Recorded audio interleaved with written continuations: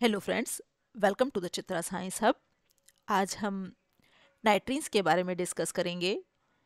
जैसे कि हमने पहले भी डिस्कस किया कि नाइट्रीन जो है हमारा वो रिएक्शन इंटरमीडिएट्स होते हैं। और रिएक्शन इंटरमीडिएट्स क्या होते हैं? वो इंटरमीडिएट्स जो रिएक्शन के ड्यूरेशन में बनते हैं।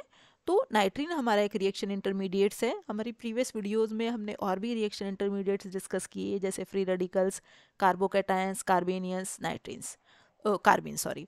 आज हम नाइट्रीन्स के बारे में डिस्कस करेंगे। तो नाइट्रीन्स क्या है? Electron deficient chemical species having a neutral monovalent nitrogen are known as nitrenes. Nitrenes क्या है? इलेक्ट्रॉन डेफिशिएंट स्पीशीज हैं जो न्यूट्रल है और मोनोवेलेंट नाइट्रोजन है इनके अंदर, इन्हें हमने कहा नाइट्रीन्स। नाइट्रीन्स आर नाइट्रोजन एनोलोगस ऑफ कार्बीन्स। ये हमारे कार्बीन्स के नाइट्रोजन एनोलोगस हैं। और नाइट्रीन्स को हम इमीन्स और इमिडोजेंस भी कहते हैं। ये हमारा नाइट्रीन्स का जनरल फॉर्मूला है। नाइट्रीन्स हमारी कैसे बनती है? First method from azides. Azide से भी हमारी नाइट्रीन्स बनती हैं। दूसरा अल्फा एलिमिनेशन। अल्फा एलिमिनेशन से हमारी कैसी बनती है नाइट्रीन्स? हमारी एसाइल नाइट्रीन्स। एजाइड से हमारी अल्काइल नाइट्रीन्स बनती हैं। और यहाँ हमारा हम जैसे कि फिगर में देख रहे हैं, अल्फा एलिमिनेशन से हमारी कैसी नाइट्रीन बनी? Acyl nitrene. तीसरा मेथड है by the reduction of nitro और नाइट्रोसो कंपाउंड्स।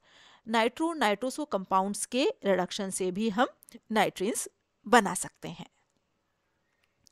अब कार्बीन्स की तरह ही नाइट्रीन्स भी हमारी दो तरह की होती हैं, दो फॉर्म्स में एग्जिस्ट करती हैं। और स्पिन स्टेट के बेसिस पे हमने नाइट्रीन्स को दो क्लास में डिवाइड किया, एक सिंगलेट और एक ट्रिपलेट। सिंगलेट क्या है?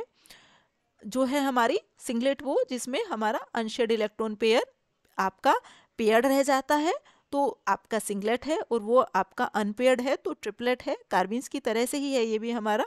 सिंगलेट नाइट्रीन्स जो होती हैं वो हमारी इलेक्ट्रोफाइल्स की तरह बिहेव करती हैं। और ट्रिपलेट नाइट्रीन्स जो होती हैं वो डाई रेडिकल की तरह बिहेव करती हैं।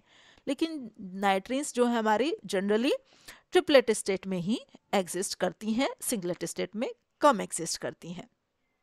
अब यदि हम नाइट्रीन्स के स्ट्रक्चर के बारे में बात करने लगे, तो जैसे कि हमने अभी कहा कि दो स्पिन स्टेट में नाइट्रीन्स हमारी एग्जिस्ट करती हैं, सिंगलेट में और ट्रिपलेट में। यदि दोनों जो हमारे जो नॉन बॉन्डिंग इलेक्ट्रॉन है वो दोनों के स्पिन पेयर्ड हो, मीन्स यदि दोनों एक ही साथ है तो सिंगलेट है।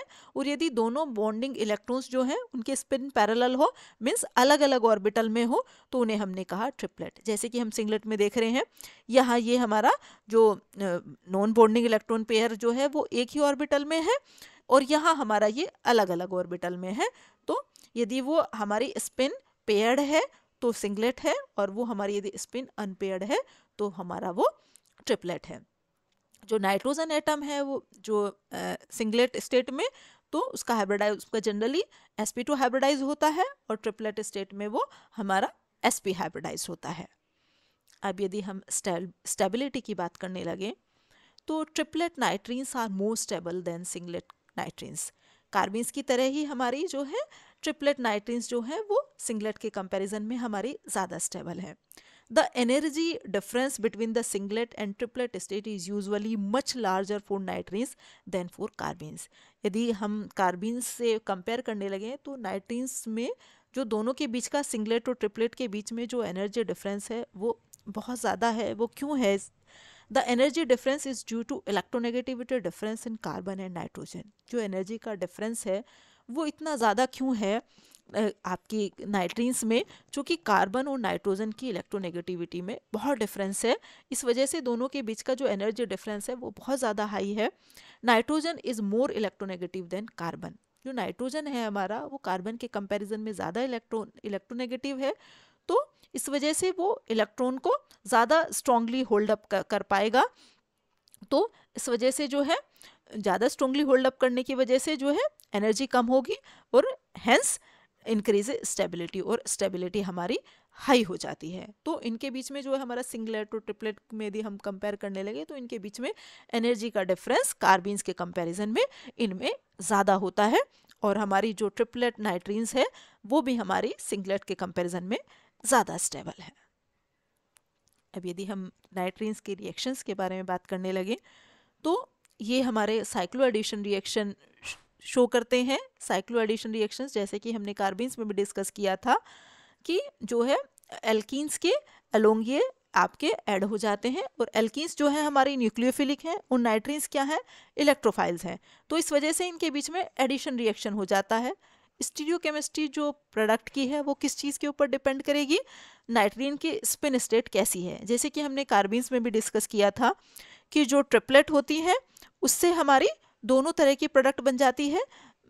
हमें रेसिमिक मिक्सचर मिलता है आपकी सिस और जो है हमारी सिस और ट्रांस दोनों प्रोडक्ट बनती है। चाहे हमारी जो है रिएक्टेंट की स्टीरियोकेमिस्ट्री कुछ भी हो, सिस होगी तो तब भी प्रोडक्ट सिस ट्रांस दोनों बनेगी, और ट्रांस होगी तब भी प्रोडक्ट दोनों सिस ट्रांस दोनों बनेगी। सिंगलेट से जो प्रोडक्ट फॉर्मेशन होती है वो स्टीरियो स्पेसिफिक होती है। यदि हमारी